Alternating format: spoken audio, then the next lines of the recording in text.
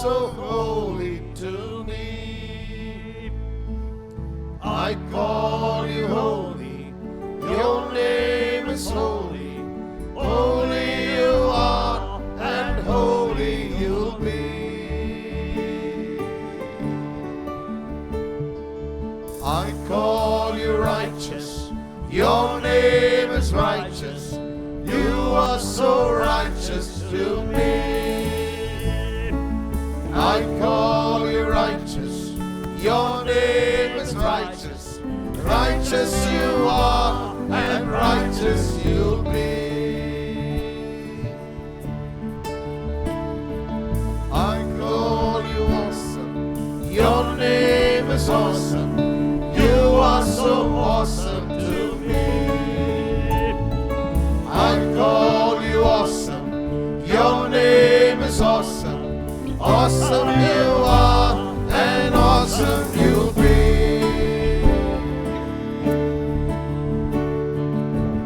Holy, holy, holy, holy, righteous, righteous, righteous, righteous, faithful, faithful, faithful, faithful, Savior, Savior, Savior, Savior, healer, healer, healer, healer, Jesus, Jesus, Jesus, Jesus, Jesus, Jesus, Jesus, Jesus, holy you are, and holy you'll be. I call you faithful, your name is faithful. You are so faithful to me.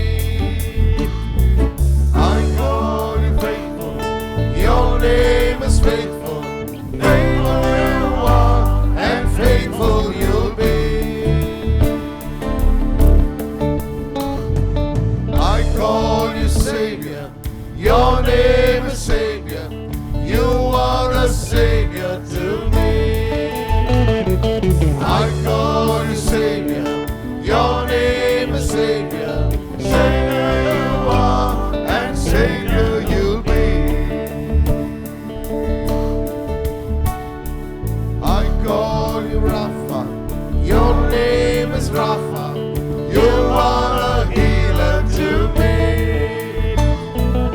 I call you Rapha, your name is Rapha. Rapha you are, and healer you'll be. Holy, holy, holy, holy, righteous, righteous, righteous, righteous, faithful, faithful, faithful, faithful, Savior, Savior, Savior, Savior, healer, healer, healer, healer, Jesus, Jesus, Jesus, Jesus, Rapha, Rapha, Rapha, Rapha, healer, healer, healer, healer, Jesus, Jesus, Jesus, Jesus, faithful, faithful, faithful, faithful, faithful, faithful, faithful, faithful, faithful, healer, healer, healer, healer, healer you are, and healer you'll be.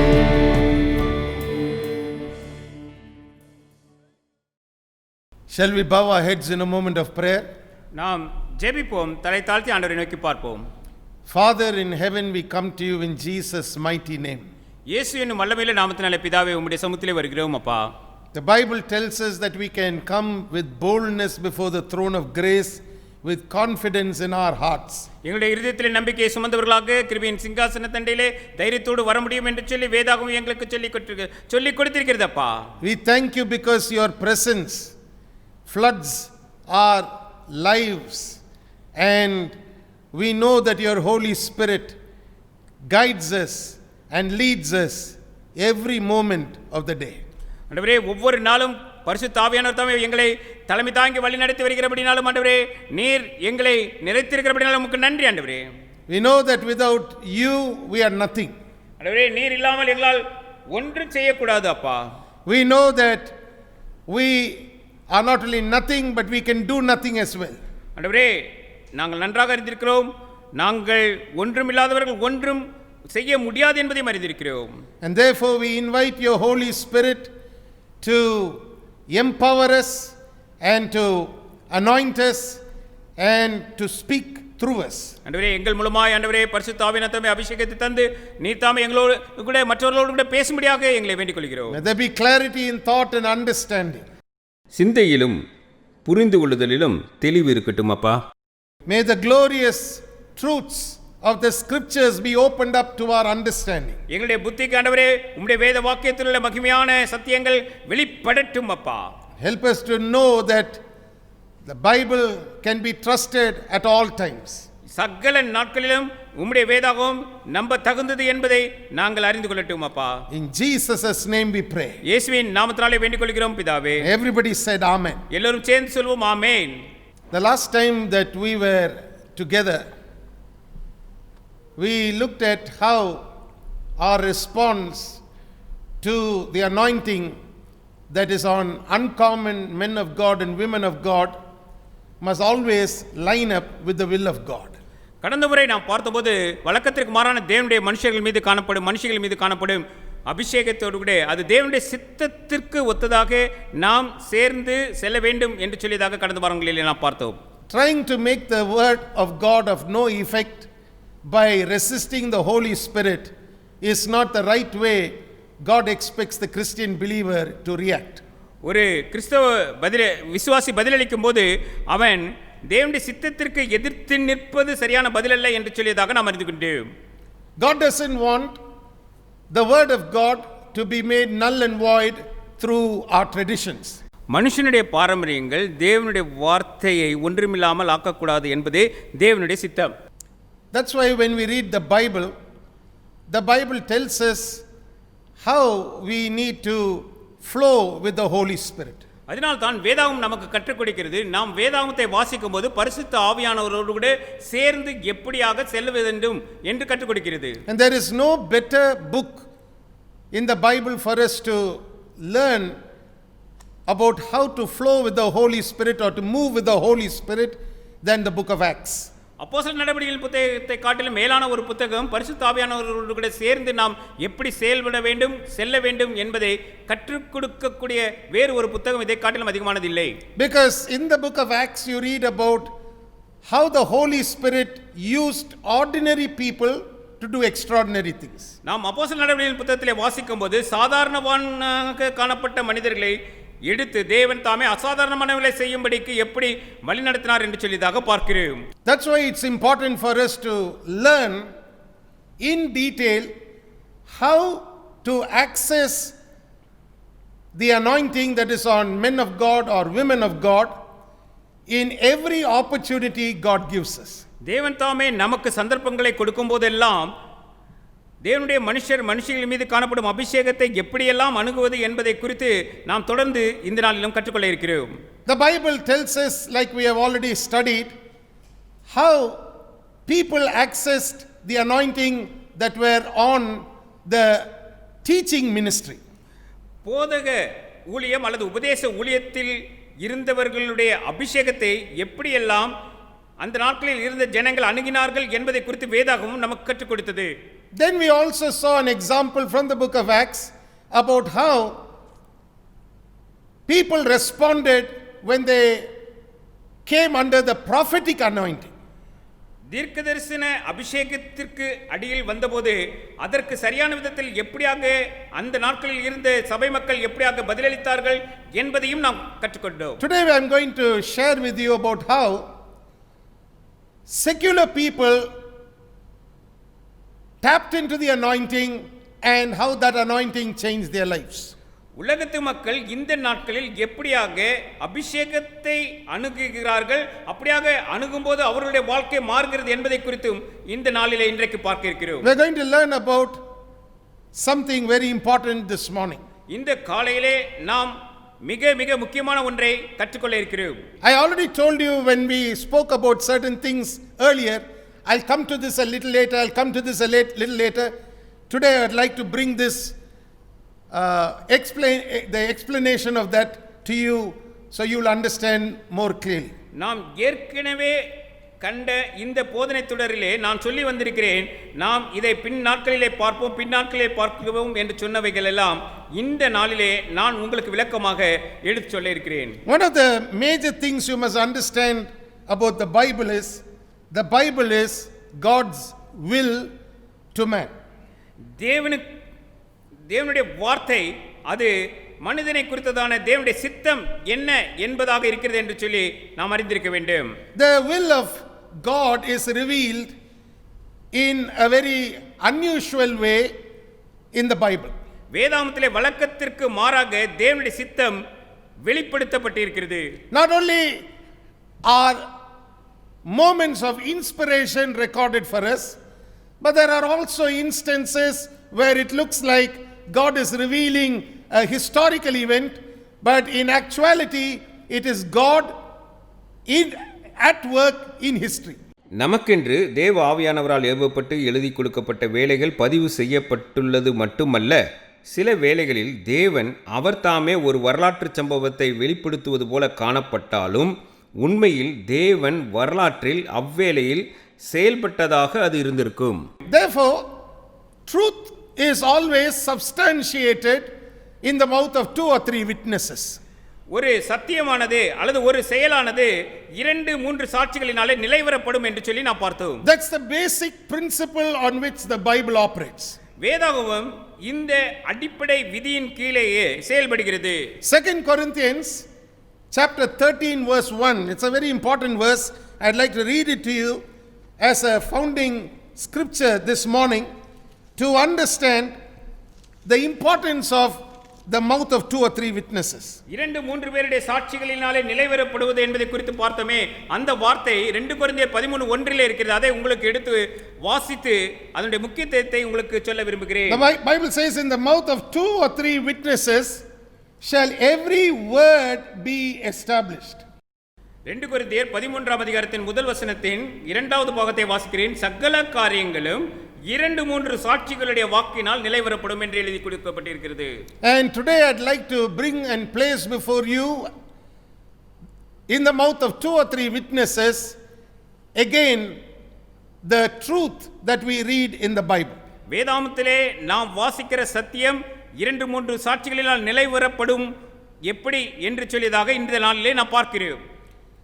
The 2 or 3 witnesses that I'm going to bring before you are witnesses that have a very sound standing in the mind of Jewish men and women. யூதர்களுடைய மனுஷர்களுடைய சிந்தையிலே மிகவும் பலமாக மிகவும் ஆழமாக இருக்கக்கூடிய 2-3 சாட்சிகளினுடைய விவரங்களை இந்த நாளிலே உங்களுக்கு எடுத்து சொல்ல இருக்கிறேன். I'm going to be using some material texts that are taken from 2 sources, one which is called the Babylonian Talmud and the other which is called the writings of Josephus. Babylonian Talmud அல்லது Josephus என்பவரின் எழுத்துக்கள் என்ற 2 புத்தகங்களிலிருந்து சில விவரங்களை எடுத்து இந்த நாளிலே நான் பயன்படுத்தி இருக்கிறேன். Both these sources will be the additional witnesses that we will be using to substantiate something from the word of God. தேவனுடைய வார்த்தைக்கு ஆதாரமாக மேலும் சாட்சிகளாக நிற்கக்கூடியதாக இந்த நான் சொல்லும் புத்தகங்களில் ஆக்கியோன்கள் எழுதின அந்த ஆதாரங்களிலிருந்து நான் எடுத்து ஆள்கிறேன். For one, we will be beginning by reading something from the Talmud. நாம் ஆரம்பமாக தல்முத் புத்தகத்திலிருந்து ஒன்றை வாசித்து ஆரம்பிக்கலாம். I want you to understand a few things about the Talmud so that you will know that this is not just an ordinary book. தல்முத்தை குறித்து நீங்கள் ஒன்று அறிந்து கொள்ள வேண்டும் என்று சொல்லி விரும்புகிறேன். தல்முத் என்பது ஒரு சாதாரண புத்தகம் அல்ல. We are going to be learning from what is considered rabbinical inspired literature.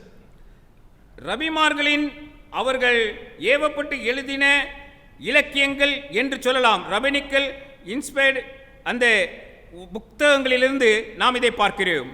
In fact, the Talmud is basically a collection of rabbinical arguments.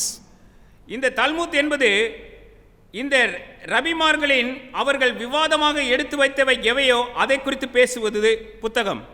So when you understand the background, you begin to see how very genuine and authentic and true the word of God really is. இந்த பின்னணியிலே நாம் பார்ப்போமானால் தேவனுடைய வார்த்தை எவ்வளவு உண்மையானது, எவ்வளவு நிச்சயமானது, உறுதியாக அது பேசுகிறது என்று சொல்லி நாம் அறிந்து கொள்ள முடியும். Now just like every country has a national sport, in a lighter vein, you must understand that the sport in Israel is arguing. நாம் ஒவ்வொரு நாட்டிற்கும் ஒரு தேசிய விளையாட்டு என்ற ஒன்றை பெற்றிருக்கிறோம். அதை போலவே நீங்கள் நான் சொல்லுவதை மிக லகுவாக எடுத்துக்கொள்ளுங்கள். இஸ்ரேல் தேசத்திற்கு அவர்கள் விளையாட்டாக எடுத்துக்கொள்வது விவாதத்தை தான் அவர் எடுத்துக்கொள்கிறார்கள். So arguing is a type of a sport and they are very good at it, and the Talmud is inspired writing that contains different rabbinical arguments. விவாதம் என்பது அவர்களை பொறுத்தவரைக்கும் ஒரு விளையாட்டை போன்ற சுவாரஸ்யமானது. ஆகவே அவர்கள் விவாதிக்கும் அந்த விவாதங்களை அதிகமாக எடுத்து தொகுத்து வைப்பதே, தொகுத்து கொடுப்பதே தல்முத் புத்தகத்தில் நான் பார்க்கிறேன். So that is the first witness that I will be bringing before you. நான் உங்களுக்கு முன்பாக சாட்சியாக கொண்டு வருகிற முதல் சாட்சி இதுதான். The second witness that I am going to place before you is from the historical text recorded by a man called Josephus. இரண்டாவது சாட்சியாக நான் நிறுத்துவது வரலாற்று சம்பவங்களாக யோசேப்பஸ் அல்லது ஜோசப்பஸ் அவர் எழுதின அந்த புத்தகத்திலிருந்து. And what we are going to see lines up with the time period in which the book of Acts was written. அவர்கள் எழுதின அந்த எழுத்துக்களும் நாம் அப்போஸ்தலர் நடவடிக்கைகள் எழுதப்பட்ட அந்த காலத்திற்கும் ஒன்று சேர்ந்து செல்லக்கூடிய காலங்களாக அவைகள் இருக்கின்றன. It concerned the first century in which the church came into being. சபையானது ஆதி திருச்சபை அது எந்த நாளிலே ஆரம்பமானதோ அந்த முதல் நூற்றாண்டின் காலகட்டங்களிலே இவைகள் எழுதப்பட்டிருக்கின்றன.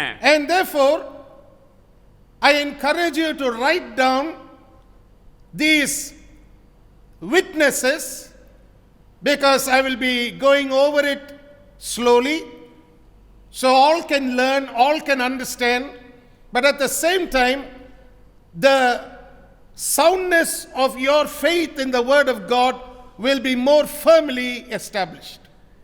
நீங்கள் வேதாகமத்தை குறித்து என்ன விசுவாசம் வைத்தீர்களோ அது இன்னும் பலப்படும்படியாக இந்த சாட்சிகளை குறித்த வார்த்தைகளை நான் மெதுவாக எடுத்து சொல்ல இருக்கிறேன். நீங்கள் உங்கள் குறிப்பு புத்தகத்திலே குறித்து கொண்டாலும் நலமாக இருக்கும். Now I'm going to be quoting from the Talmud, from a particular portion of the Talmud, a tractate which is called Hagiga. தல்முத் புத்தகத்தில் இருக்கக்கூடிய டிராக்டேட் என்ற ஒரு பிரிவிலிருந்து ஹகிகா என்ற ஒன்றை எடுத்து அந்த பகுதியை எடுத்து இந்த வேளையிலே உங்களுக்கு காட்ட இருக்கிறேன். I'm going to spell it out for you so you can write it in English. The spelling is H-A-G-G-I-G-A-H,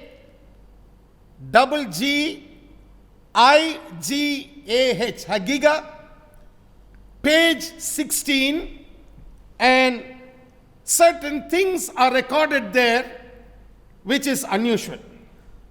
16 பக்கம் ஆங்கிலத்திலே ஹகிகா HAGGIGAH ஹகிகா என்ற அந்த பக்கத்திலே ஒன்று வினோதமான ஒன்று நமக்காக எழுதி வைக்கப்பட்டிருக்கிறது. Now you must understand the way the rabbis behaved. நீங்கள் ஒன்றை புரிந்து கொள்ள வேண்டும், ரபிமார்கள் எப்படியாக நடந்து கொண்டார்கள் என்பதை. When you read the Bible, you have instances where the rabbis just dealt with the enemies of their belief systems in a very strong way. நீங்கள் வேதாகமத்தை வாசிக்கும் போது பார்த்திருக்கலாம், ரபிமார்கள் தாங்கள் கொண்டிருக்கிற கொள்கை அல்லது நம்பிக்கைக்கு விரோதமாக யார் நடந்து கொள்ள அவர்களுக்கு மிக மோசமாக அவர்களோடு கூட நடைபெறுவதை நீங்கள் நடந்து கொள்வதை பார்ப்பீர்கள். Stephen is a good example of that. அதற்கு நல்ல உதாரணம் ஸ்தேவான். They just wanted him to be taken out of this world. அவனை இந்த உலகத்திலிருந்து எடுத்து போட வேண்டும், மறிக்க வேண்டும் அவன் என்று சொல்லியதாக அவர்கள் விரும்பினவர்கள். So likewise, when rabbis don't like something, one of the ways in which they deal with that is to get that person or his name or anything about that person completely removed from their vocabulary and from their text or whatever it may be. ஒருவரை அவர்களுக்கு பிடிக்காதிருக்குமானால் அந்த மனிதரை அவனுடைய வாழ்க்கையே அவர்கள் எடுத்து போட்டு அவனுடைய பெயரும் கூட எங்கேயும் இராதபடிக்கு அவருடைய வார்த்தைகளிலும் கூட அது இல்லாதபடிக்கு ரபிமார்கள் பார்த்துக் கொள்வார்கள். In fact, it's like pressing a delete button. அது சொல்ல போனால் ஒரு delete என்னும் கம்ப்யூட்டரில் இருக்கக்கூடிய பட்டனை எப்படியாக அமைத்தினால் நடக்குமோ அப்படி போல காணப்படுகிறது. It's like removing them from the entire history so that it looks like that person didn't exist. அந்த மனிதனே இல்லாது இருந்தால் உலகம் எப்படி இருக்குமோ அப்படி ஆக்கி விடுவது போல அவர்கள் முழுவதுமாய் அவனை முற்றிலுமாய் உலகத்திலிருந்து எடுத்து போட்டு விடுவார்கள். And what we are going to study today centers around one such attempt that was made but which didn't completely accomplish its purpose. நாம் இப்பொழுது பார்க்க போகிற ஒரு சம்பவம், அவர்கள் நான் இப்பொழுது சொன்னது போன்ற ஒரு செயலை செய்யும்படியாக நிறைவேற்றும்படியாக அவர்கள் நடந்து கொண்டார்கள், ஆனால் அது பூர்ணமாக நிறைவேறவில்லை. They attempted to delete everything about one individual, but somehow they failed to fully do it, and that's the place from which I'm quoting from this morning. ஒரு தனிப்பட்ட மனிதரை குறித்து தானே எல்லாவற்றையும் நீக்கி போட வேண்டும் வரலாற்றிலிருந்து என்று சொல்லியதாக அவர்கள் விரும்பினார்கள், செயல்பட்டார்கள், ஆனால் அது நிறைவேறவில்லை. அதை குறித்து பேசுகிற பகுதியிலிருந்து இந்த நாளிலே உங்களுக்கு மேற்கோள் காட்டுகிறேன். It has to do with the name of a man called Menahem. மனஹிம் என்று சொல்லப்படும் ஒரு மனிதனை குறித்ததான சம்பவம் இது. Now, this is what is written in Hagigah, page 16, the first part. ஹகிகா புத்தகத்திலே 16ஆம் பக்கத்திலே முதல் பகுதியிலே இதுதான் இப்படிதான் எழுதியிருக்கிறது. Now, the rabbinical text reads like this. இந்த ரபனிக்கல் அந்த புத்தகம் இப்படியாக எழுதியிருக்கிறது, அதை நான் வாசிக்கிறேன். I want to explain to you first the background before I actually read what is written in the Hagigah. ஹகிகாவிலே என்ன எழுதியிருக்கிறது என்று வாசிக்க செல்வதற்கு முன்பதாக அதனுடைய பின்னணி குறித்து சற்று விவரமாக உங்களுக்கு சொல்லிவிட்டு மேலே செல்லலாம் என்று இருக்கிறேன். The background is, it's recorded about the names of two people and what happened between the two people. இரண்டு பேருடைய பெயர்கள் குறிக்கப்பட்டு இருக்கிறது. அந்த இரண்டு நபர்களுக்குள்ளே என்ன நடந்தது என்பதுதான் சம்பவம். And then the Talmud goes on to include all of a sudden a third person inside. தல்முத் இடையிலே திடீரென வேறொரு நபரை உள்ளே சொருக பார்க்கிறது. This is how the Hagigah reads. இப்படியாகத்தான் ஹகிகாவிலே நாம் வாசிக்க காண்கிறோம். Hillel and Menahem did not differ. ஹிலேல் மனாயிம் இருவருக்குள்ளே எந்த வேறுபாடும் இல்லை. Menahem went forth, மனாயிம் சென்றார், Shammai entered. சமாய் உள்ளே வந்தார். Now, in the entire Talmud, the mention of this name Menahem is recorded only once in that place. மனாயிம் என்ற பெயர் முழு தல்மூத் முழுவதையும் நாம் வாசிக்கும்போது ஒரே ஒரு இடத்திலே மாத்திரமே குறிக்கப்பட்டிருக்கிறதாக நாம் பார்க்கிறோம்.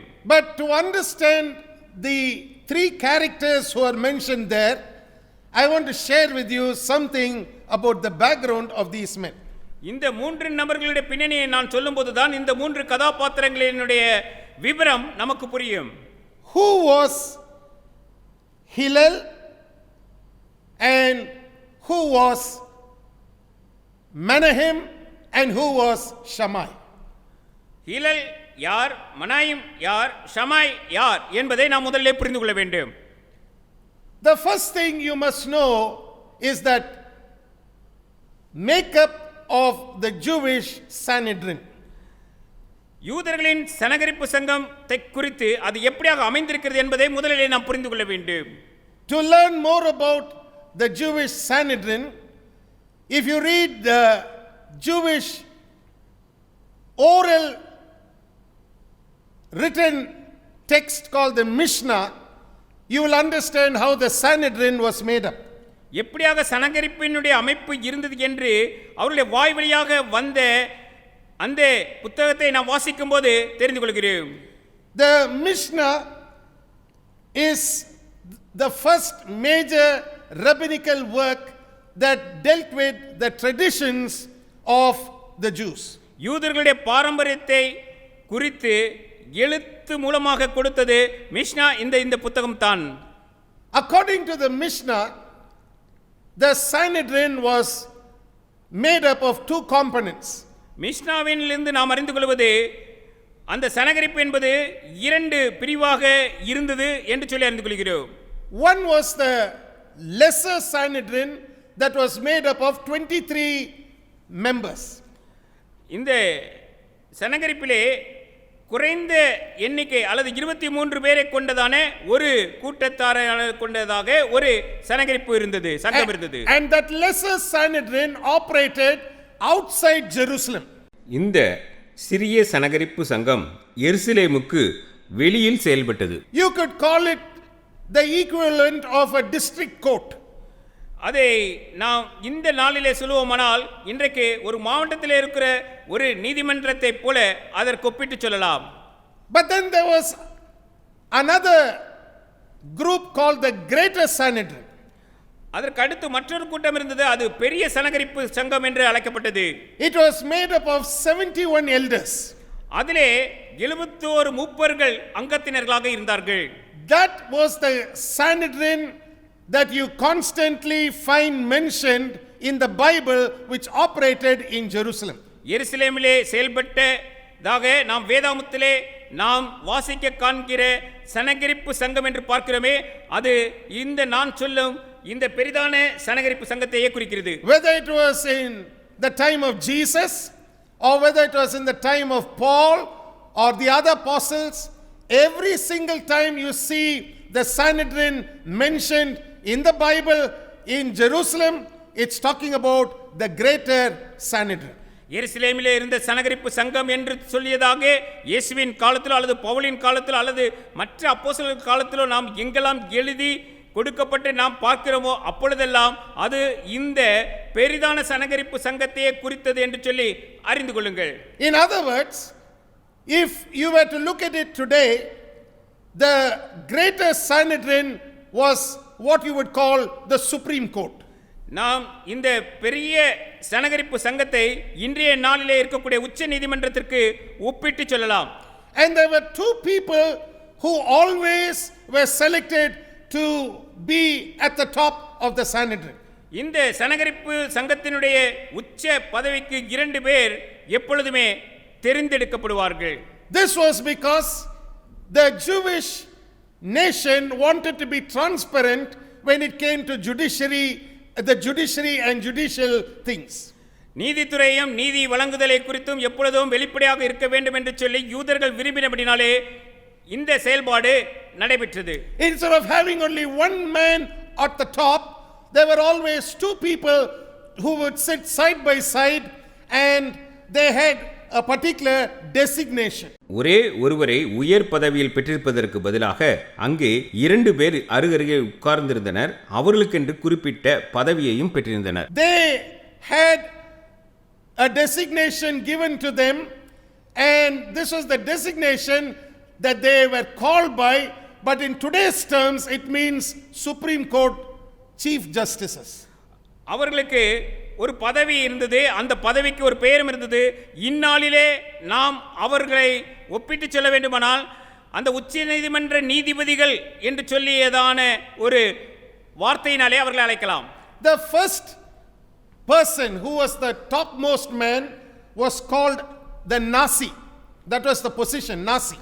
அந்த பதவியினுடைய முதல் அந்த மேலான உச்சமான அந்த பதவிக்கு பெயர் நாசி என்பது. The spelling of the word is Nasi. It literally meant a prince. ஆங்கிலத்திலே NASI என்று சொல்லியதாக அந்த எழுத்துக்களினாலே அதை சொல்லலாம்.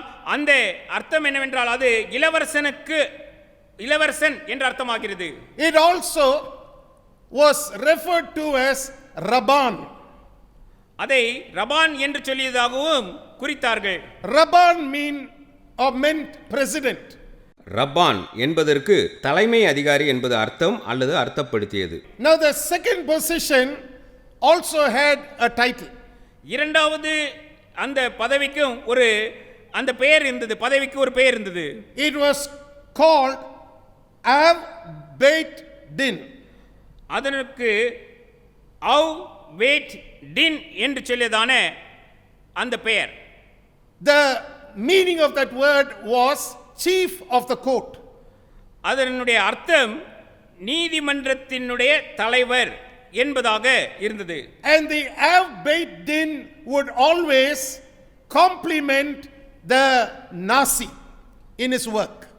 அவருடைய வேலைக்கு உதவியாக, அதாவது நாசியினுடைய வேலைக்கு உதவியாக இந்த அவ் பீட் டின் உதவி செய்வதாக இருக்கும். Remember, we learnt about a man called Gamaliel in Acts chapter 5. நாம் அப்போஸ்தலர் நடவடிக்கைகளின் 5ஆம் அதிகாரத்திலே கமாலியேல் என்னும் ஒரு நபரை குறித்து நாம் வாசித்தோம்.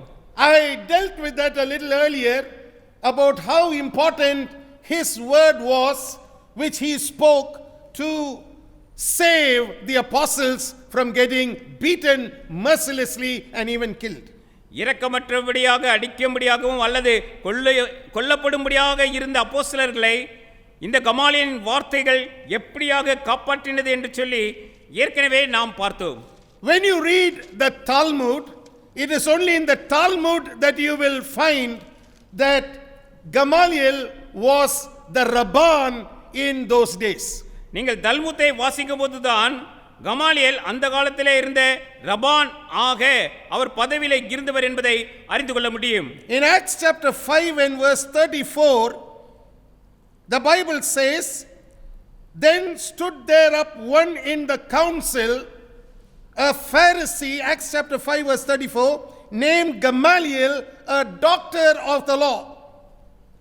அப்போஸ்தலர் நடவடிக்கைகளின் புத்தகம் 5ஆம் அதிகாரம் 34ஆம் வசனத்திலிருந்து நாம் பார்க்கிறோம், நியாய சாஸ்திரியாகிய கமாலியேல் என்பவர் அந்த ஆலோசனை சங்கத்திலே எழுந்து நின்று பேச ஆரம்பித்தார் என்று சொல்லி பார்க்கிறோம். That's why I told you when I was dealing with that, I'll come to this a little later, but I wanted you to know that when you read about Gamaliel being a doctor of the law, it is not to be interpreted like we understand today.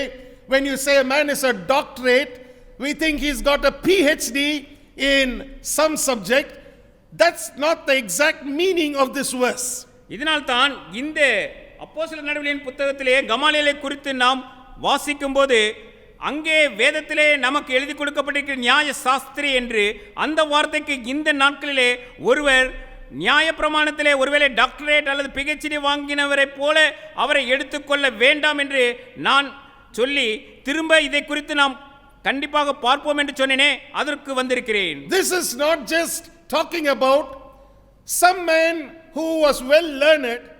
This is talking about a man who was holding the highest position in the Sanhedrin.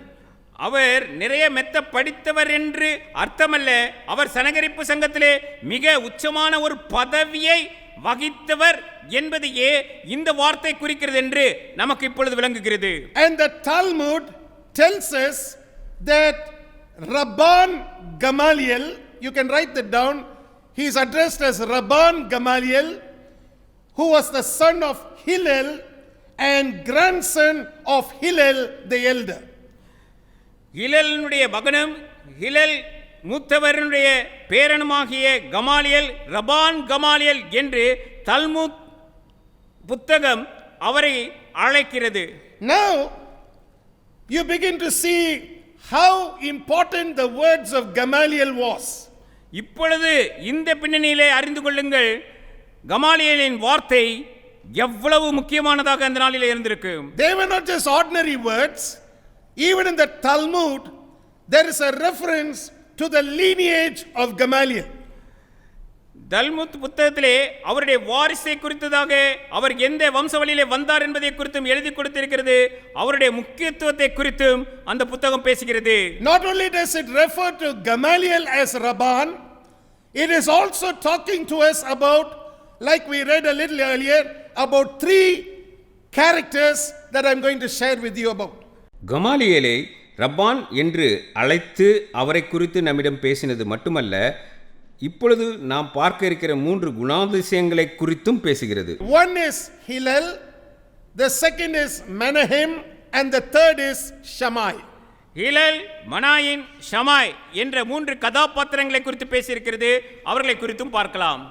So, like I mentioned, it's important for you to know why there is a mention of these 3 characters in the Talmud. தல்முத்திலே இந்த 3 நபர்களை குறித்ததான குறிப்பு ஏன் இருக்கிறது, அதனுடைய முக்கியத்துவம் என்ன என்று சொல்லி நாம் பார்க்க வேண்டியது அவசியம் என்று ஏற்கனவே சொன்னேன். From reading the Talmud, we understand that Gamaliel's lineage were men who also occupied the Supreme Court Justice's seat. நாம் கமாலியல் வம்சவழியை பார்க்கும்போது அவருடைய வம்சத்திலே இருந்தவர்களும் ஏற்கனவே உச்ச நீதிமன்ற அந்த நீதிபதிகள் அளவிற்கு பதவியை வகித்தவர்கள் என்று சொல்லி அறிந்து கொள்கிறோம். And the time period in which the Talmud in Hagigah page 16 is talking about is referring to the time just a little bit before the birth of Jesus. இயேசு கிறிஸ்துவின் பிறந்த தினத்திற்கு நாட்களுக்கு முன்பதான காலகட்டத்தை தான் இந்த தல்முத்தின் 16ஆம் பக்க எழுதியிருக்கிற குறிப்புகள் நமக்கு எடுத்து சொல்கிறது. It tells us that there were 2 Supreme Court justices. One was called Hillel, the other was called Menahem. இது இப்படியாக எழுதியிருக்கிறது, ஹிலல், மனாயும் என்று 2 உச்ச நீதிமன்ற நீதிபதிகள் இருந்தார்கள் என்பதாக எழுதியிருக்கிறது. But then that's all we read about Menahem, because the Bible says he went out and another person took his place called Shammai. இந்த ஒரே இடத்துல தான் மனாயிம் குறித்து எழுதியிருக்கிறது. அதற்கு அடுத்து வருகிற எல்லா இடத்திலும் ஷமாய் என்பவர் உள்ளே வந்தார் என்பதாகவே எழுதியிருக்க காண்கிறோம். And all through the Talmud, which is made up of over 40 volumes, there's not a single mention of Menahem after that. நாம் தல்முத் புத்தகத்தை பார்க்கும்போது 40 வால்யூம் இருக்கிறது, அல்லது 40 புத்தகங்கள் அடங்கியது. எந்த இடத்திலும் இந்த ஒரு இடத்தை தவிர மனாயின் பெயர் எழுதி கொடுக்க நாம் பார்க்கவில்லை. So who was this Menahem? இந்த மனாயும் என்பவர் தான் யார்?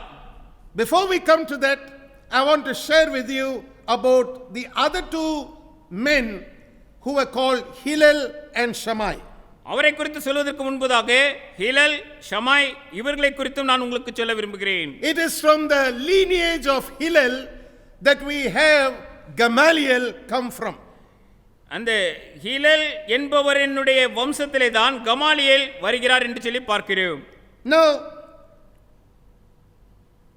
both Hillel and Shammai were a well-known rabbinical couple. அவர்கள் இருவரும் அந்நாட்களிலே மிகவும் பிரபலமாக இருந்த உச்ச நீதிமன்ற நீதிபதிகள். Between these two men, Hillel and Shammai, we find that Shammai was the stricter justice. இந்த ஹிலல் ஷமாய் இரண்டு நபர்களுக்குள்ளே ஷமாய் மிகவும் கடுமையான ஒரு நீதிபதியாக இருந்தார். It was a common saying in those days that the school of thought that Shammai had binds a man, while the school of thought that was run by Hillel liberates a person. இப்படியாக அந்நாட்களில் பொது வழக்கு மொழி இருந்தது. அதாவது சமாயி பள்ளியில் படித்தவர்கள் மனோபாவம் மக்களை கட்டும்படி காணப்பட்டது. அதே வேளையில் ஹிலல் மாணவர்கள் மக்களை விடுவிக்கும்படியே சிந்தனை பெற்றிருந்தனர் என்பது. That means one person's school of thought was so restrictive that it was equivalent to binding a man. ஒரு பள்ளியின் சிந்தை மனிதனை கட்டி வைக்கும் என்பது போன்ற கட்டுப்பாட்டை கொண்டிருந்தது என்பதாக அர்த்தப்படுத்தியது. The school of thought, that means he was a chief justice, he had people under him. Remember, Gamaliel had people under him. That's where Paul came out from. So the people who belong to that particular justice's school of law were of a stricter discipline. இது என்ன அர்த்தமாகிறது என்றால், ஒரு நபர் நடத்தின அந்த நியாய சாஸ்திர பள்ளியிலே படித்தவர்கள் மிகவும் எப்பொழுதும் கடுமையாக நடந்து கொள்வதையே பயிற்றுவிக்கப்பட்டார்கள், பயின்று கொண்டார்கள் என்று சொல்லி அர்த்தமாகிறது. That's why Shammai's school binds while Hillel's school looses. Shammai school அல்லது பள்ளிக்கூடம் கட்டுகிறது, அது ஹிலலினுடைய பள்ளிக்கூடம் விடுவிக்கிறது என்று சொல்லி பொதுவாக ஜனங்கள் பேசுவார்கள். Today modern day rabbinical Judaism follows the school of Hillel. இன்றைய நாளிலே ரபனிக்கள் இந்த யூத கொள்கையை பார்க்கும்போது அவர்கள் ஹிலலினுடைய அந்த அவர் கற்றுக் கொடுத்தவைகளையே அவர்கள் இந்த நாளிலே பின்பற்றுவதாக பார்க்கிறோம். Just to give you a glimpse of the belief of these two men, I want to give you 3 examples. இந்த இரண்டு நபர்களுடைய நம்பிக்கையை நான் எடுத்து காட்டுவதற்கு சில சம்பவங்களை சொல்ல விரும்புகிறேன். When you understand how these men were thinking, how they were operating, what their belief systems was, we begin to better appreciate everyone who stood before them and who had to give an answer about the faith that they had found in Yeshua the Messiah.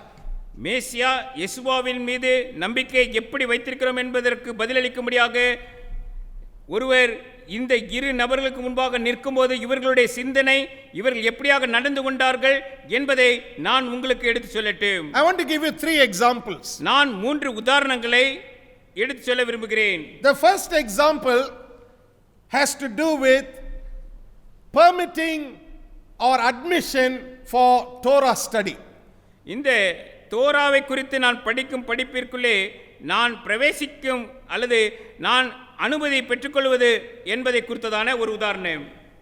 The school of Shammai, or the school of thought that was run by Shammai, said only worthy students should be admitted to study the Torah. ஷமாயி பள்ளி அல்லது சமாயி நடத்தி வந்த பள்ளியின் கருத்து தகுதியுள்ள மாணவர்கள் மட்டுமே தோராவை படிக்க வேண்டும் என்பது. They should be worthy students. அவர்கள் மிகவும் தகுதி உள்ள மாணவர்களாக இருக்க வேண்டும் என்று சொல்லியே தெரிந்தெடுத்தார்கள். If they were not worthy students, they should not be taught the Torah. அவர்கள் தகுதியானவர்களாக இல்லாதிருப்பார்கள், ஆனால் அவர்களுக்கு தோரா கற்றுக் கொடுக்கப்பட மாட்டாது. Whereas the school of Hillel was different. ஆனால் ஹிலலினுடைய பள்ளியிலே பார்க்கும்போது அது வித்தியாசமானதாக இருந்தது.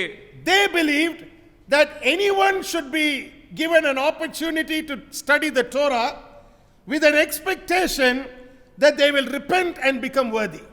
அவர்கள் நம்பினது என்னவென்றால், யாரெல்லாம் படிக்க விரும்புகிறார்களோ அவர்கள் படித்து மனம் திரும்பி தகுதியுள்ளவர்களாக மாற தோராவை படிக்கலாம் என்பது. So the first example had to do with admission for the study of Torah. ஆக தோராவை படிக்க அனுமதி அளித்தலுடன் சம்பந்தப்பட்டது முதல் உதாரணம். Now the second example I want to keep before you is having to do with something that may be a little humorous to hear, but this is the kind of belief system that was in operation in those times. அந்த நாட்களில் இப்படியான நம்பிக்கையை அவர்கள் கொண்டிருந்தார்கள். நாம் ஒருவேளை இந்நாளிலே அதை கேட்பது நமக்கு ஒருவேளை நமக்கு சிரிப்பை கொண்டு வருவதாக அல்லது சிரிப்பை அல்லது நம்மை அதை குறித்து யோசிக்க வைக்கக்கூடியதாக இருக்கலாம். Now the second example had to do with white lies. இரண்டாவது நான் சொல்லும் உதாரணம் நாம் சொல்லும் அந்த பொய்கள், ஆனால் அதை மழுப்பலாக சொல்லும் பொய்கள் என்று சொல்லலாம். The lies that people spoke about, which these two men and their schools of thought believed about. மற்றவர்களை பாதிக்காத பொய்களை குறித்து இந்த இரண்டு நபர்களின் பள்ளிகளில் நம்பின அடிப்படை கருத்து பற்றி பேசினார்கள். Now, in our times, when you say it's a white lie, it literally means it's not a very serious lie. நாம் இந்நாட்களிலே இந்த மறைவான பொய் என்று சொல்லும்போது அது மிகவும் கருத்து செலுத்த வேண்டிய ஒரு பொய் அல்ல என்று அர்த்தமாகிறது. It's not something that is going to harm a person. இன்னும் வேறு விதமாக சொல்லுவோமானால் அது மற்றவர்களை எந்த விதத்திலும் துன்பப்படுத்தாது என்று அர்த்தப்படுத்துகிறது. But I want to give you an example of what these two schools of thought believed in. ஆனால் இந்த இரண்டு பள்ளிகளிலும் எப்படிப்பட்ட நம்பிக்கை பெற்றிருந்தார்கள் என்று நான் உங்களுக்கு எடுத்து சொல்லட்டும். In the school of Shammai, the question came about whether it was right or wrong to tell a woman who was going to get married on her marriage day that she looked ugly. நான் திருமணமாக இருக்கக்கூடிய ஒரு பெண்ணிடத்திலே அவள் திருமணமாக கூடிய அந்த நாளிலே அவள் அழகில்லாதவளாக இருக்கிறாள் என்று சொல்வது நல்லதா கெட்டதா என்பதான ஒரு விவாதத்தை அவர்கள் வைத்திருந்தார்கள். According to the school of Shammai, the people believed they should tell the bride on her wedding day, if she was not looking good, she was looking ugly, that she looked ugly. ஷமாய் பள்ளியிலே இப்படிப்பட்ட சிந்தை இருந்தது. அவள் திருமணமாகும் நாளிலே அவள் அழகில்லாது இருக்கிறாள், அவள் பார்ப்பதற்கு அருமையானவளாக இல்லை என்று சொல்வது சரிதான் என்ற கொள்கையை வைத்திருந்தார்கள். But the school of Hillel said every girl on her wedding day looks beautiful. ஆனால் ஹிலேல் பள்ளியிலே திருமண நாளிலே அனைத்து பெண்களும் அழகாக இருக்கிறார்கள் என்ற ஒரு சிந்தனையை அவர் கொண்டிருந்தார்கள். Now let's go to the third example. நாம் மூன்றாவது உதாரணத்திற்கு செல்லலாம். The third example was their belief about divorce. விவாகரத்தை குறித்து அவர்கள் எப்படியான ஒரு கருத்தை வைத்திருந்தார்கள் என்பதே மூன்றாவது உதாரணம். Now the school of Shammai, the strictest school, believed that a man could divorce his wife only if there was a serious transgression. ஒரு மிக கடுமையான மீறுதல் இருந்தால் மாத்திரமே ஒரு மனுஷியை விவாகரத்து செய்ய முடியும் என்று கடுமையான சிந்தை கொண்டிருந்த ஷமாய் எண்ணிக்கொண்டிருந்தார்கள். அவர்களுடைய கருத்து அது. Whereas the school of Hillel believed that even for a very small reason, if the woman, for example, burnt a meal, the man had a right to divorce his wife. ஒரு சிறிய காரணம், உதாரணத்திற்கு சாப்பாடை பிடிக்க வைத்து விட்டதால் என்பதாக இருந்தாலும் கூட, அப்படிப்பட்ட சிறிய காரணத்திற்கு கூட ஒரு மனிதன் ஒரு மனுஷியை அவன் விவாகரத்தை செய்ய முடியும் என்பது ஹிலல் பள்ளிக்கூடத்தினுடைய சிந்தையாக இருந்தது. Now from the Talmud, I want to move a little bit to the book of Josephus. நாம் இந்த தல்முத் புத்தகத்தை இதுவரைக்கும் பார்த்து வந்தோம். இப்பொழுது யோசபஸினுடைய புத்தகத்திற்கு நாம் செல்லலாம். Many of us have heard about the name of Josephus, but very few know the background of Josephus. Josephus என்பவரை குறித்து நாம் பேரளவிலே அநேகர் கேள்விப்பட்டிருக்கலாம், ஆனால் அவருடைய பின்னணி என்ன என்பது நமக்கு ஒருவேளை தெரியாததாக இருக்கலாம். Now, Josephus was actually a Jewish general in the area of Galilee. அந்த கலிலியா பகுதியிலே யூத அந்த ராணுவ தளபதியாக இருந்தவர் Josephus. And he had led a battle against the Romans and had lost the battle. அவர் ரோம சாம்ராஜ்யத்திற்கு விரோதமாக யுத்தம் செய்து அதிலே தோற்று போனவர். But because he was a valiant man, a very good man, the Roman Flavian family adopted him. ஜோசபஸ் அவர் ஒரு யுத்த வீரராக இருந்தபடினாலே ரோம பிளேவியன் குடும்பம் அவரை தத்தெடுத்தது. He became the adopted son of Caesar Vespasian and his son Titus. Caesar Wesleyan மற்றும் அவருடைய குமாரன் டைட்டஸினுடைய தத்தெடுக்கப்பட்ட பிள்ளையாக இவர் மாறினார். That's why his name after his adoption was called Josephus Flavius.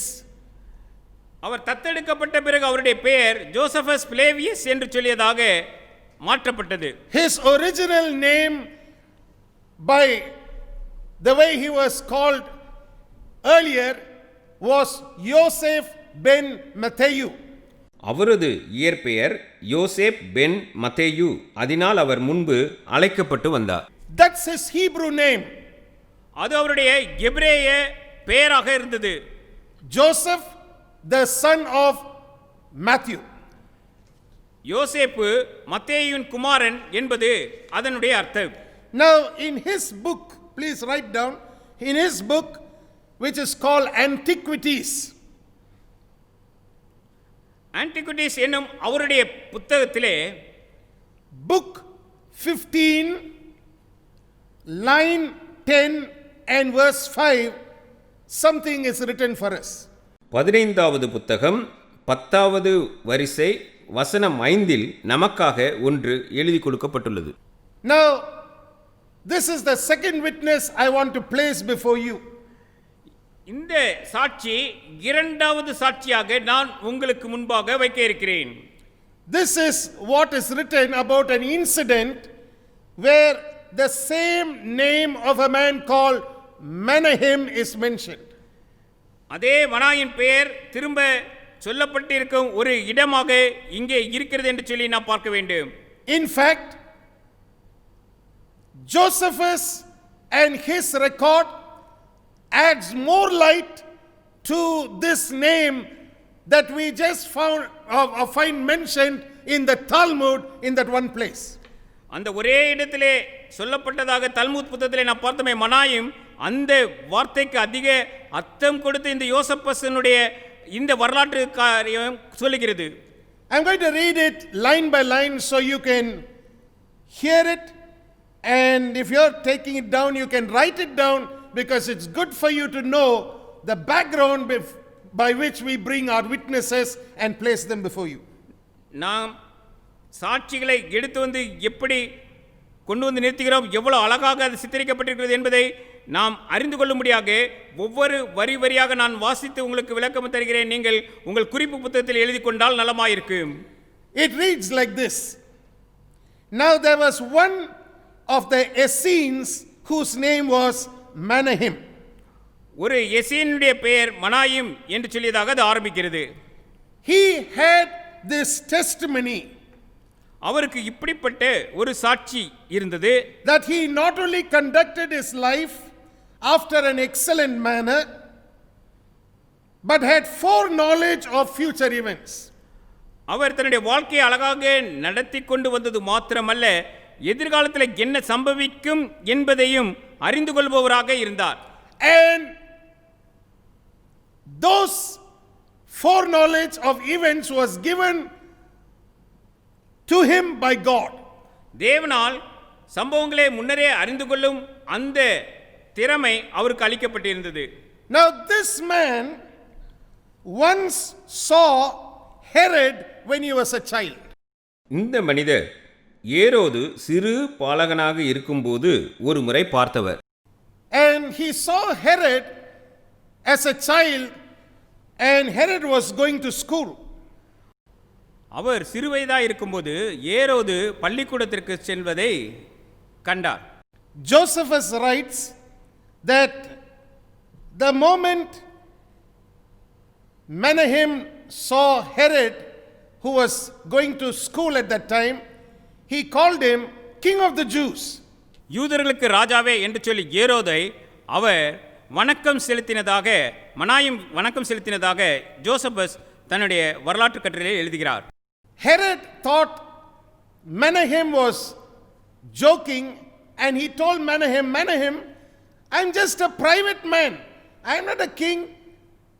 And he thought he was joking. மனாயும் ஏதோ கேலி பேசுகிறார் என்பதாக ஏரோது நினைத்து, நான் ஒரு சாதாரணவான் தானே, என்னை குறித்து ஏன் இப்படி பேசுகிறாய் என்று சொல்லியதாக அவரிடத்திலே கேட்டார். But Josephus records something for us. He says, Menahem smiled to himself and clapped him on the backside with his hand and said, however that thou wilt be king and will begin to reign happily, for God finds thee worthy of it. நீர் அதற்கு தகுதியுள்ளவராய் இருக்கிறபடினாலே நீர் அப்படியாக அரசாள்வது என்பது தேவனால் நிச்சயமாக நிறைவேறும் என்று சொல்லியதாக அவருடைய முதுகிலே தட்டி கொண்டு தன்னுடைய மனதிலே அவர் புன்முறுவல் பூர்த்து கொண்டு அப்படியாக மனாயும் சொன்னார். And he concluded by saying, remember the blow that I'm giving you today, the blows of Menahem that is given to you, that it is a sign or a signal of the change of your fortune. உன்னுடைய எதிர்காலம் மாறக்கூடிய இதற்காக நான் கொடுத்த அடி இது என்று சொல்லியதாக நீ சகல நாட்களிலும் நினைத்துக்கொள் என்று சொல்லியதாக அவர் மனாயும் சொல்லி அவர் அந்த நாளிலே நடந்து கொண்டார். Now this is a historical text from a very respected Jewish historian. யூதர்களின் வரலாற்று நிபுணர் ஒருவர் எழுதின ஒரு வரலாற்று கட்டுரையிலிருந்து வரக்கூடிய வாக்கியங்கள் இவை. There are 7 things that we can conclude when we read this text from Josephus. ஜோசபஸினுடைய இந்த வரலாற்று கட்டுரையிலிருந்து 7 விவரங்களை நாம் முடிவாக எடுத்துக்கொள்ள முடியும்.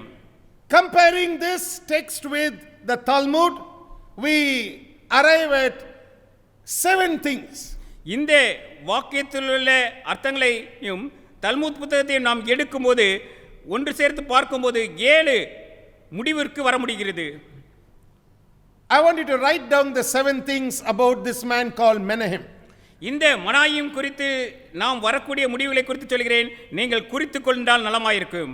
Number 1, we know his name was Menahem. முதலிலே நாம் அவருடைய பெயர் மனாயும் என்று சொல்லியதாக நன்றாக அறிந்திருக்கிறோம். Number 2, we know that he held a very high position as the second chief justice of the Sanhedrin. சனகரிப்பு சங்கத்தினுடைய 2வது தலைமை நீதிபதியான ஒரு அந்த அளவிற்கு உச்சமான ஒரு பதவியை வகித்தவர் இவர் என்பதையும் அறிந்திருக்கிறோம். Number 3, we know that he was a prophet. மூன்றாவது இவர் ஒரு தீர்க்கதரிசி என்பதையும் நாம் அறிந்து கொண்டிருக்கிறோம். Number 4, we know that he knew Herod as a child. நான்காவது ஏரோதை சிறு வயதிலேயே அவர் அறிந்தவர் என்பதையும் அறிந்து கொண்டோம். Number 5, we know that he was an honorable and respectable man. ஐந்தாவது அவர் மிகவும் கனத்திற்குரிய மற்றவர்களால் மதிக்கப்பட்ட ஒரு மனிதர் என்பதையும் அறிந்து கொண்டோம். Number 6, we know that he prophesied that Herod will be king. ஏரோது ராஜாவாவார் என்று சொல்லிதான ஒரு தீர்க்க தரிசனத்தை உரைத்தவர் என்பதையும் அறிந்து கொண்டோம். And number 7, we know that the prophecy that he gave to Herod came true. ஏரோதை குறித்து அவர் சொன்ன தீர்க்க தரிசனம் நிறைவேறினது என்பதையும் நாம் நன்றாக அறிந்து கொண்டோம். And this man, because of his closeness to Herod as a child, we find he was a person who became the friend or the long-term friend of Herod. இவர் சிறு வயதிலிருந்தே ஏரோதோடு கூட அவர் நண்பராக இருந்தபடினாலே ஏரோதனுடைய நீண்டகால நண்பராகவும் மாறினார் என்று சொல்லி அறிந்து கொள்கிறோம். Now, I want you to move with me a little bit down the line about 100 years after the first century. இந்த முதல் நூற்றாண்டிற்கு அடுத்து ஒரு 100 வருடங்கள் கழித்து என்ன நடந்தது என்று சொல்லியதாக நாம் பார்ப்போமானால், in the Hagigah there is a discussion that is going on between 2 rabbis. ஹகிகாவிலே 2 ரபிமார்களுக்கிடையே நடந்த ஒரு விவாதத்தை குறித்து எழுதி கொடுத்திருக்கிறது. The first rabbi is called Abai.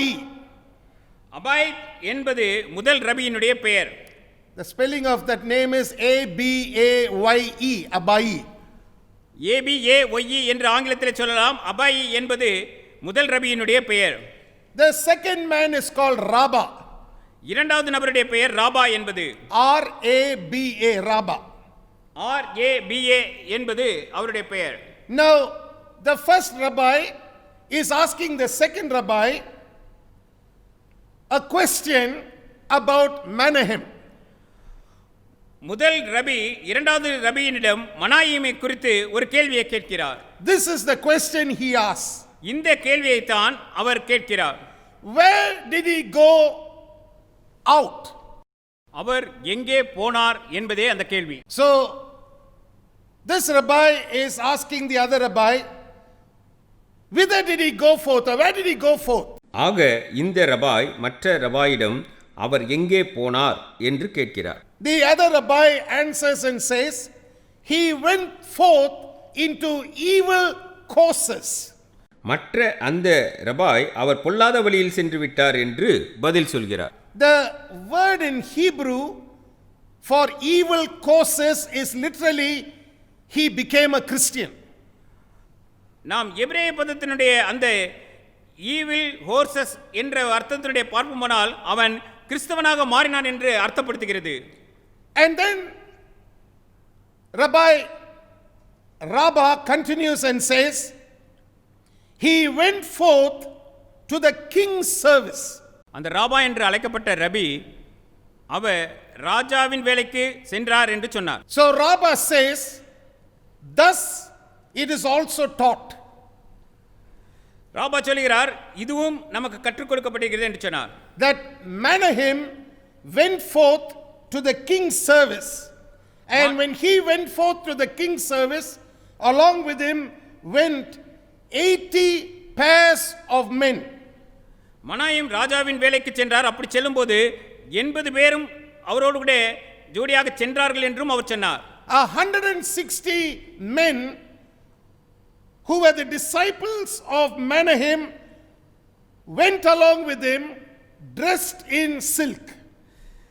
இந்த பட்டு உடை உடுத்தி இந்த மனாயிம் வேலைக்கு சென்றபோது அவரோடு கூட 160 அவரோடு இருந்தவர்களும் சென்றார்கள். So from looking at the Talmud and from looking at the book called the Antiquities written by Josephus, we begin to understand a clearer picture that is emerging about this man called Menahem. நாம் தல்முத்தையிலிருந்து வாசிக்கும்போது இந்த ஆன்டிகுட்டிஸ் என்னும் Josephus எழுதின அந்த புத்தகத்திலிருந்து வாசிக்கும்போது மனாயிம் குறித்து சில விவரங்களை அறிந்து வருகிறோம். The thing that we recognize about Menahem was that he became a Christian even though he held the highest position in the Sanhedrin. சனகரிப்பு சங்கத்திலே மிகப்பெரிய உயர்ந்த அந்தஸ்து அல்லது பதவியை வகித்தவராக இருந்தாலும் இந்த மனாயிம் கிறிஸ்தவராக மாறினார் என்று நாம் பார்க்கிறோம். And not only that, we also read that he was very well known to Herod and the people who followed him. He had about 160 disciples under him. Now remember what I shared with you about Gamaliel and Paul. It was common for a chief justice to have followers who were following him. Now all of them left and went to serve the king. நாம் கமாலியேல் பவுலினுடைய அந்த சம்பவத்திலிருந்து பார்க்கும்போது அங்கே அவர்களுக்கென்று பின் தொடர்கிற அவர்களுக்கென்று பின்தொடர்பவர்கள் இருந்தார்கள் என்று சொல்லியதாக நாம் பார்த்தோம். அதே போலவே இங்கே மனாயிமுக்கு 160 பேர் அவருக்கு பின் சென்றவர்களாக இருந்தார்கள். அவர்களோடு கூட சேர்ந்து அவர் ராஜாவின் பணிக்கு சென்றார் என்று பார்க்கிறோம். Remember, every chief justice had students under them. ஒவ்வொரு உச்ச நீதிமன்ற நீதிபதியும் அவருக்கு கீழே மாணாக்கர்களை கற்கும்படியாக பெற்றிருந்தார்கள். Now this is what these two rabbis are discussing. One of them says 80 pairs of disciples went along with him dressed in silk. இந்த இரண்டு ரபிமாரும் இதைத்தான் விவாதித்துக் கொண்டிருக்கிறார்கள். அவர் சென்றபோது 80 ஜோடி அந்த அவருடைய பின் சென்றவர்கள் பட்டு உடுப்பு உடுத்தி அவர்கள் சென்றார்கள் என்று பேசுகிறார்கள். What these rabbis are talking about is this man, Menahem, became a Christian. He left being the chief justice of the Sanhedrin and he went out. Along with him went 160 of his followers who were extremely well-to-do. மிகவும் நல்ல வசதி படைத்த மனாயிமை பின்தொடர்ந்து 160க்கும் மேலான அவரை பின்தொடர்ந்தவர்களும் மனாயும் உச்ச நீதிமன்ற பதவியாகிய அந்த நீதிபதி பதவியை விட்டு அவர் வெளியேறின போது அவரோடு கூட சேர்ந்து வெளியேறினார்கள் என்பதையே இந்த 2 ரபிமார்களும் பேசிக் கொண்டிருந்தார்கள், விவாதித்துக் கொண்டிருந்தார்கள். And the reason why the Talmud mentions his name only once is because all remembrance of this man was to be erased from rabbinical thought, except by mistake they left his name in that one place. அந்த ஒரே ஒரு இடத்திலே அவருடைய பெயரை விட்டு வைத்தது அல்லாமல் வேறு எந்த இடத்திலும் அவருடைய பெயர் திரும்ப வரக்கூடாது என்பதிலே கவனமாக ரபிமார்கள் தங்களுடைய ரபியினுடைய அந்த புத்தகங்களிலே அவருடைய பெயர் இல்லாதபடிக்கு பார்த்து கொண்டார்கள். Now how does this all line up with the Bible? இவைகள் எல்லாம் எப்படியாக வேத வாக்கியங்களோடு கூட ஒன்று சேர்ந்து செல்கிறது என்பதையும் நாம் பார்க்கலாம். Why did I go to these two sources to bring to you a witness about this man Menahem? இந்த மனாயிம் என்பவரை குறித்து நாம் இந்த 2 புத்தகங்களிலிருந்து விரிவாக இவ்வளவு நேரம் நாம் பார்த்ததற்குரிய காரணம் தான் என்ன? Come with me to Acts chapter 13 and verse 1. நீங்கள் என்னோடு கூட அப்போஸ்தலர் நடவடிக்கைகளின் புத்தகம் 13ஆம் அதிகாரம் முதல் வசனத்திற்கு உங்கள் வேதாகமத்தை திருப்புங்கள். Now there was in the church that was at Antioch certain prophets and teachers, as Barnabas and Simeon that was called Niger, and Lucius of Cyrene, and Manaen, which had been brought up with Herod the Tetrarch and Saul. அப்போஸ்தலர் நடவடிக்கைகளின் புத்தகம் 13ஆம் அதிகாரம் முதல் வசனம். அந்தியோகியா பட்டணத்தில் உள்ள சபையிலே பர்னபாவும் நீகர் எண்ணப்பட்ட சிமியோனும் சீரேனே ஊரானாகிய லூகியும் காற்பங்கு தேசாதிபதியாகிய ஏரோதுடனே கூட வளர்க்கப்பட்ட மனாயினும் சவுலும் தீர்க்கதரிசிகளாயும் போதகர்களாயும் இருந்தார்கள். I want you to mark the phrase, and Manaen which had been brought up with Herod the Tetrarch.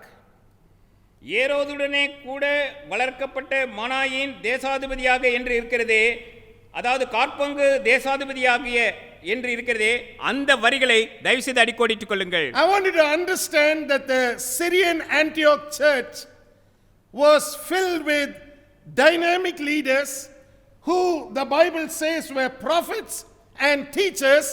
We already know that Manaen had the gift of hearing from God, and so we find that this church had leaders in them who not only heard from God, but one leader was a friend of Herod the Tetrarch. வேதாகமம் சிரியாவின் அந்தியோகியா பட்டணத்தில் இருந்த சபை தீர்க்கதரிசிகளும் போதகர்களுமான செயல் வன்மை மிக்க தலைவர்களை பெற்றிருந்தது என்று சொல்கிறது.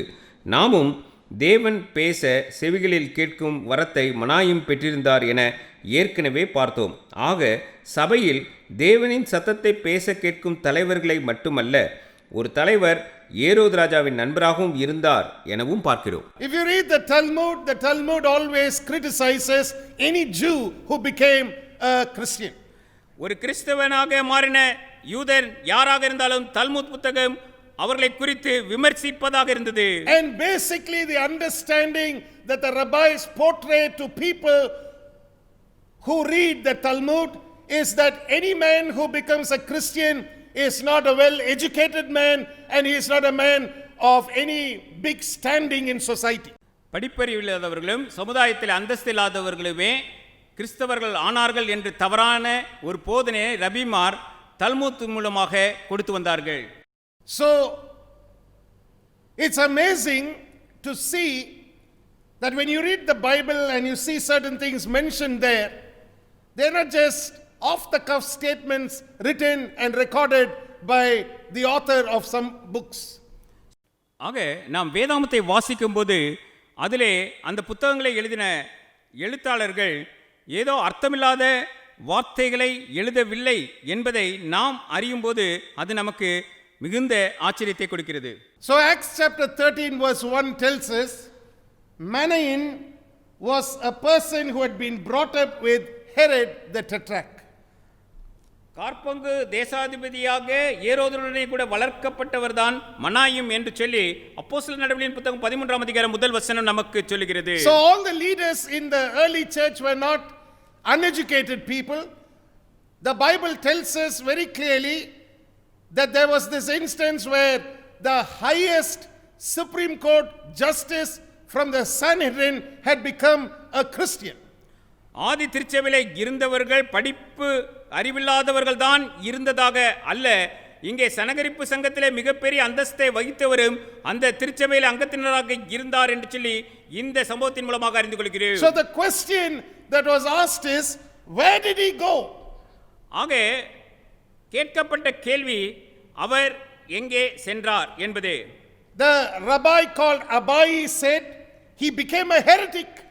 அபாயி என்னும் ரபி சொன்னார் அவர் வழி விலகி அவர் விசுவாசத்தை விட்டு சென்று விட்டார் என்று சொன்னார். But Rabbah, the other rabbi, he countered it by saying, no, he went into the king's service or the service of the king with 80 pairs of disciples dressed in silk. Rafah எனும் மற்றொரு ரபி அதற்கு பதிலாக அவர் ராஜாவின் சேவைக்கு மிகவும் மதிப்பு வாய்ந்தவர்களாக இருந்த தன்னை பின்பற்றின 160 பேரோடு கூட சேவைக்கு சென்றார் என்று பதிலளிக்கிறார். Now who was Rabbah referring to as the king of the Jews? இங்கே ராபா யூதர்களுக்கு ராஜா என்று யாரை அவர் அழைக்கிறார்? We all know that Manahem had become a disciple of Jesus and had given his entire life to serving Jesus.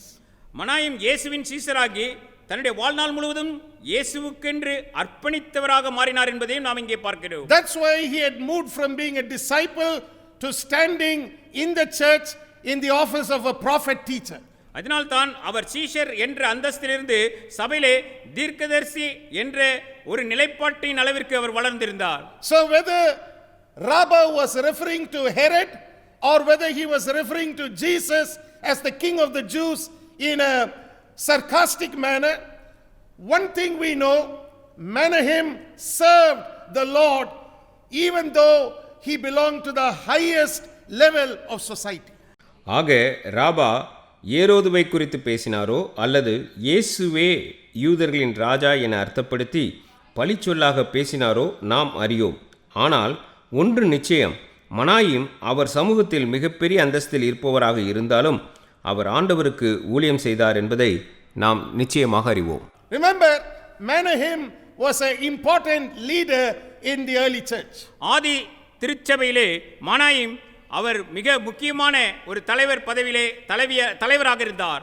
And that's why it's important for us to learn that when we access the anointing will produce good fruit in our lives. இதனால் தான் நாம் படித்து வருகிறோம், நாம் அபிஷேகத்தை சென்று அணுகும்போது நமக்கு அது நம்முடைய வாழ்விலே நல்ல கனிகளை கொடுக்கும்படியாக வழி செய்கிறது. Who actually influenced this man Manahem, we don't really know, but remember he was a contemporary of Saul. மனாயும் என்னும் இந்த மனிதரை பாதிக்கும் அளவிற்கு செயல்பட்டது யார் என்பதை நாம் அறியோம். ஆனால் ஒன்று, அவர் சவுலின் சமகாலத்தவர் என்பதை அறிவோம். So having witnessed the dramatic change in the Attorney General's life, I am very sure that there must have been some link between these men in the spirit about the faith they commonly had in Yeshua as Savior and Messiah.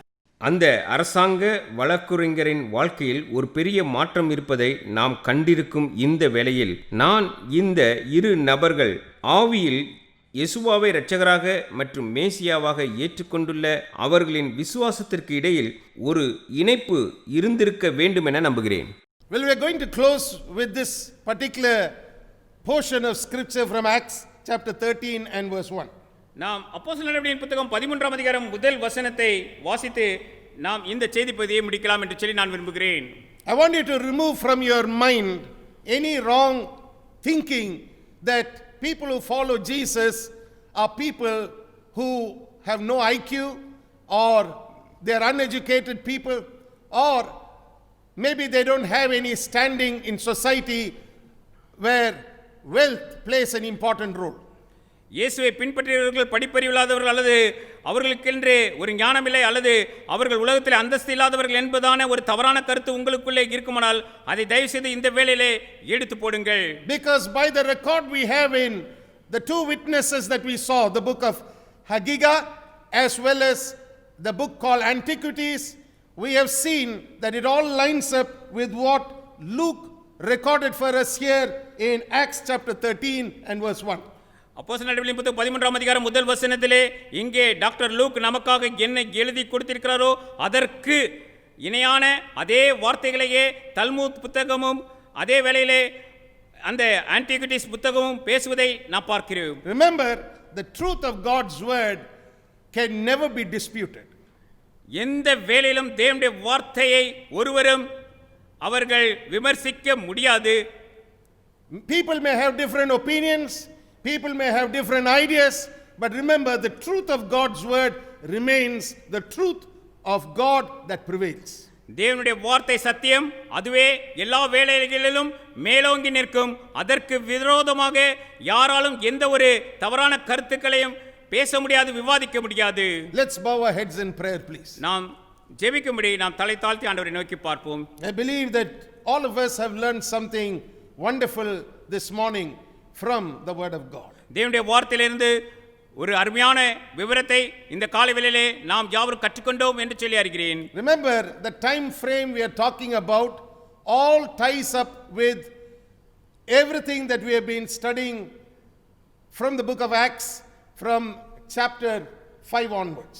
நாம் அப்போஸ்தலர் நடவடிக்கையின் புத்தகம் 5ஆம் அதிகாரத்திலிருந்து பார்த்து வருகிற மற்ற ஏற்கனவே பார்த்து சம்பவங்களோடு ஒத்துப்போகிற விஷயமாகவே இன்றைக்கு நாம் பார்த்து விவரமும் இருக்கிறது. That's why some time ago I told you that not all Pharisees were bad Pharisees.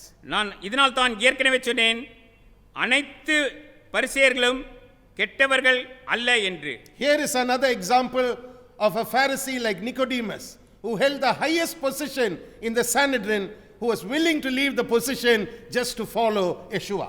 இயேசுவாவை பின்பற்றும்படியாக தன்னுடைய உயர்ந்த அந்தஸ்தையும் விட்டுக் கொடுக்கும்படியாக இருந்த நிக்கோதேமு போன்றவர்களை குறித்தும் நாம் இந்த நாளிலே பார்த்தோம்.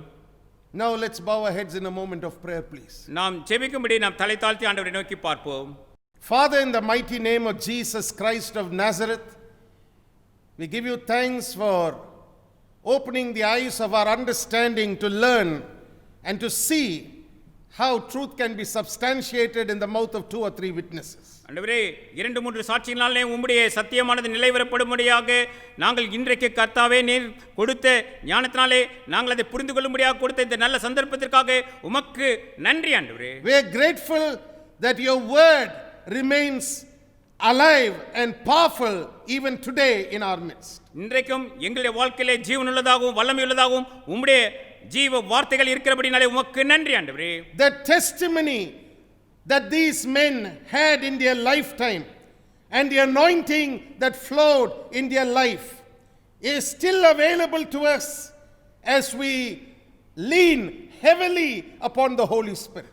இந்த மனிதர்கள் அவர்கள் வாழ்நாட்களில் பெற்றிருந்த சாட்சியும் அவர்கள் வாழ்க்கையில் பாய்ந்தோடிய அபிஷேகமும் இன்றைக்கும் நாங்கள் பரிசுத்த ஆவியானவரை முற்றிலுமாக சார்ந்து கொள்ளும்போது எங்களுக்கு கிடைக்கின்றது அப்பா. It is a challenge to every generation. ஆண்டவரே, இது ஒவ்வொரு சமுதாயத்தினருக்கும் ஆண்டவரே இது ஒரு சவாலாக இருக்கிறபடினாலே That regardless of high earthly position, men and women were willing to leave all to follow Christ. கிறிஸ்துவை பின்பற்றும்படியாக சமுதாயத்திலே தங்களுக்கு இருக்கக்கூடிய மிகப்பெரிதான அந்தஸ்து எதுவாக இருந்தாலும் அதை விட்டுக் கொடுத்து கிறிஸ்துவை பின்பற்றினார்கள் என்பதை நாங்கள் இந்த நாளில் அறிந்து கொண்டோம். We thank you, Father, for those who are willing to pay the price. ஆண்டவரே, இப்படியாக விலைக்கிரயத்தை கொடுக்கும்படியாக ஆண்டவரே அங்கே முன் வந்தவர்களுக்காக உமக்கு நன்றி சொல்கிறோம். I thank you for those who are listening to the sound of my voice, who have already paid a price to follow Christ. ஆண்டவரே, கிறிஸ்துவை பின்பற்றும்படியாக என்ன வந்தாலும் நாங்கள் அதற்கு விலைக்கிரயம் கொடுக்க ஆயத்தமாக இருக்கக்கூடிய இந்த சத்தத்தை கேட்கக்கூடியவர்களுக்காக உமக்கு நன்றி சொல்கிறோம். May their labor of love be amply rewarded. ஆண்டவரே, அவர்களுடைய அன்பின் கிரியைகள் ஆண்டவரே அது மிகப்பெரிய ஆண்டவரே நன்மைகளினாலே ஆண்டவரே அவர்களுக்கு பலன்களினாலே நிறைவாய் தரப்படட்டும் அப்பா. May their life continue to be fruit bearing and fruitful. ஆண்டவரே, அவருடைய வாழ்க்கையில் கனி நிறைந்ததாகவும் மற்றவர்களுக்கு கனி கொடுக்கிறதாகவும் மாறட்டும் அப்பா. We pray that as everyone reaches into the anointing that was flowing in Bible days upon these uncommon men of God, we pray that today there will be a similar move of the Holy Spirit in our midst. வேதாகமத்தின் நாட்களில் இந்த வழக்கத்திற்கு மாறான தேவ மனுஷரிடம் காணப்பட்ட அபிஷேகத்தை யாரெல்லாம் பின்தொடர்ந்து பெற்றுக்கொண்டார்களோ அவர்களிடம் காணப்பட்ட அதே விதத்திலான பரிசுத்த ஆவியானவரின் அசைவாடுதல் இன்றைக்கு எங்கள் மத்தியில் காணப்படட்டும் அப்பா. We pray that there will be a similar move of the Holy Spirit in our days. இந்த நாட்களிலும் அதே போன்றே ஆண்டவரே பரிசுத்த ஆவியானவர் அசைவாடுவாராக.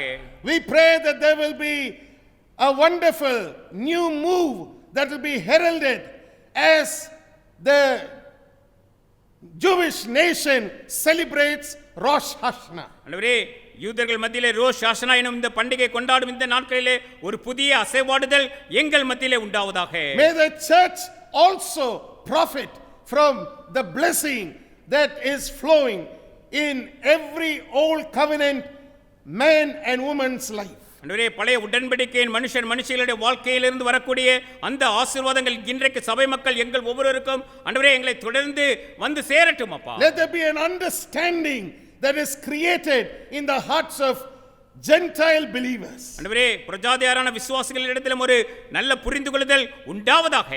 May the Gentile church not despise the Jewish church. ஆண்டவரே, புறஜாதியார்களால் உண்டான சபையானது ஆண்டவரே யூதர்களின் சபையை ஒருபோதும் ஆண்டவரே உதாசீனம் செய்ய வேண்டாம். Let there be a oneness and a harmony that is created as believers come together to worship Jesus or Yeshua as the Messiah. இயேசுவை மேசியாவை ஒன்றாக ஒருமனப்பட்டவர்கள் ஐக்கியப்பட்டவர்களாக பிரஜாதியாரும் யூதர்களும் ஒன்று சேர்ந்து வந்து ஆண்டவரே ஆராதிக்கிறதாக காணப்படட்டும். I pray for everyone who's listening and learning this morning. ஆண்டவரே, இந்த வேளையிலே ஆண்டவரே கேட்டுக்கொண்டு ஆண்டவரே கற்றுக்கொண்டு இருக்கிற ஒவ்வொருவருக்காகவும் உம்மிடத்திலே வேண்டிக் கொள்கிறேன். May there be supernatural events that will happen in their life that will bring to them the reality of the God of the Bible and how he works. வேதாகமத்திலே சொல்லப்பட்டு இருக்கிற தேவன் அவர் எப்படியாக செயல்படுகிறார் என்பதை இயற்கைக்கு அப்பாற்பட்ட விதத்திலே ஆண்டவரே இதை கேட்டுக்கொண்டு இருக்கிற ஒவ்வொருவருக்கும் சம்பவங்கள் நிறைவேறி அவர்களுக்கு நிரூபிக்கட்டும் அப்பா. May they be firmly grounded in the truth of your word. ஆண்டவரே, உம்முடைய வார்த்தையின் சத்தியத்திலே ஆண்டவரே அவர்கள் முழுவதுமாய் ஆண்டவரே ஊன்றி கட்டப்பட்டவர்களாக இருக்கட்டும். May the eyes of their understanding be enlightened. ஆண்டவரே, அவர்களுடைய புரிந்து கொள்ளுதலின் மனக்கண்கள் ஆண்டவரே பிரகாசம் அடையட்டும். And Father, I pray that you will sustain your people and provide for them supernaturally. ஆண்டவரே, உம்முடைய பிள்ளைகளை நீர் ஆதரித்து அதே வேளையிலே இயற்கைக்கு அப்பாற்பட்ட விதத்திலே அவருடைய தேவைகளை நீர் சந்திப்பீராக. Do miracles, O Lord, I pray. ஆண்டவரே, நீர் அற்புதங்களை செய்யும்படியாக உம்மிடத்திலே வேண்டிக் கொள்கிறோம். Grant them the desires of their heart that lines up with your will. ஆண்டவரே, உம்முடைய சித்தத்திற்கு ஏற்றபடியாக அவர்களுடைய இருதயத்திலே காணப்படுகிற வாஞ்சைகள் நிறைவேறுவதாக. May your continual presence uphold them by day and by night. ஆண்டவரே, பகலிலும் இரவிலும் தொடர்ந்து ஆண்டவரே உம்முடைய சமூகம் அவர்களோடு கூட காணப்படட்டும். May your covering, protection be upon them and their families, O Lord. அவர்களிடத்தில் அவர்கள் குடும்பத்தார் மீது ஆண்டவரே உம்முடைய மூடுதலின் பாதுகாப்பு காணப்படட்டும் And அப்பா. we vow the glory, honor and praise will be always yours. ஆண்டவரே, உமக்கே துதி கன மகிமை சகல நாட்களிலும் உண்டாவதாக என்று சொல்கிறோம். In Jesus' name we pray and everybody said amen. இயேசுவின் நாமத்தினாலே வேண்டிக் கொள்கிறோம் பிதாவே. எல்லோரும் சேர்ந்து சொல்வோம் ஆமென். Amen and amen. Now may the blessing of God the Father, the blessing of God the Son, and the blessing of God the Holy Spirit rest and abide with each one of us, both now and until Jesus comes again. நம்முடைய ஆண்டவராகிய இயேசு கிறிஸ்துவின் கிருபையும் பிதாவாகிய தேவனின் அன்பும் தூய பரிசுத்த ஆவியானுடைய ஐக்கியமும் நம்மோடு கூட இன்றும் என்றும் இருப்பதாக. ஆமென் and amen. Hallelujah. Hallelujah. Hallelujah. We're about to close, but I just want to encourage you to always remember that the word of God must get first place in your life. உங்களுடைய வாழ்க்கையிலே முதல் இடத்தை தேவனுடைய வார்த்தை எடுத்துக்கொள்ள வேண்டும் என்று சொல்லி நான் முடிக்கும் முன்பதாக உங்களுக்கு சொல்ல விரும்புகிறேன். Remember, the word of God is the only stable truth that we have in this world. இந்த உலகத்திலே நிலையான ஒரு இலைப்பாட்டை நமக்கு தரக்கூடியது தேவனுடைய வார்த்தையே என்று நான் உங்களுக்கு சொல்கிறேன். It is the only stable truth that you will find in operation. இது நிலையான சத்தியம், இது மாத்திரமே நிலையான சத்தியமாக செயல்படக்கூடியது என்று சொல்லி தேவனுடைய வார்த்தை என்று நான் உங்களுக்கு சொல்கிறேன். The storms can be raging around us. There may be things that are happening all around us.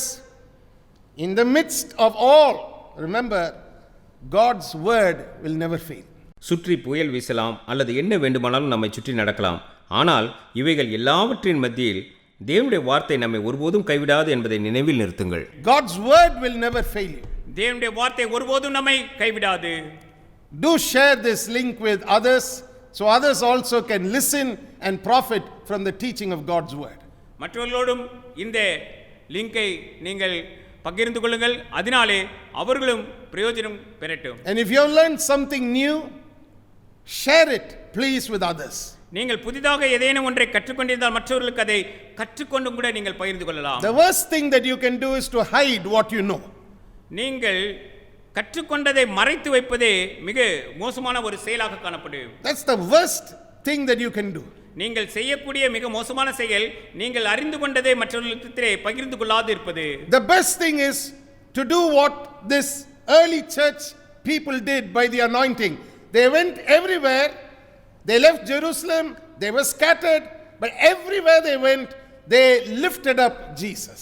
அவர்கள் எங்கெல்லாம் எருசலேமிலிருந்து புறப்பட்டு சென்றார்களோ அங்கெல்லாம் இயேசு கிறிஸ்துவை உயர்த்தி ஆதி திருச்சபை மக்கள் எப்படியாக நடந்து கொண்டார்களோ அப்படியாக நாம் உயர்த்துவோம். Remember, they lifted up the living word of God. அவர்கள் ஜீவனுள்ள தேவனுடைய வார்த்தையை உயர்த்தினார்கள். You also can do likewise in your generation. நீங்கள் உங்கள் சமுதாயத்தினர் மத்தியிலும் நீங்கள் அந்த விதத்திலே நீங்கள் செய்ய முடியும். God bless you. தேவன் தாமே நம்மை ஆசீர்வதிப்பாராக. காட்டினில் வாழ்கின்ற யாவும் கடும் காற்றும் பனி தூறலும் நாட்டினில் வாழ்கின்ற யாவும் நாதா உம்மை போற்றுமே. காட்டினில் வாழ்கின்ற யாவும் கடும் காற்றும் பனி தூறலும் நாட்டினில் வாழ்கின்ற யாவும் நாதா உம்மை போற்றுமே. ஸ்தோத்திரம் ஸ்தோத்திரம் ஸ்தோத்திரம்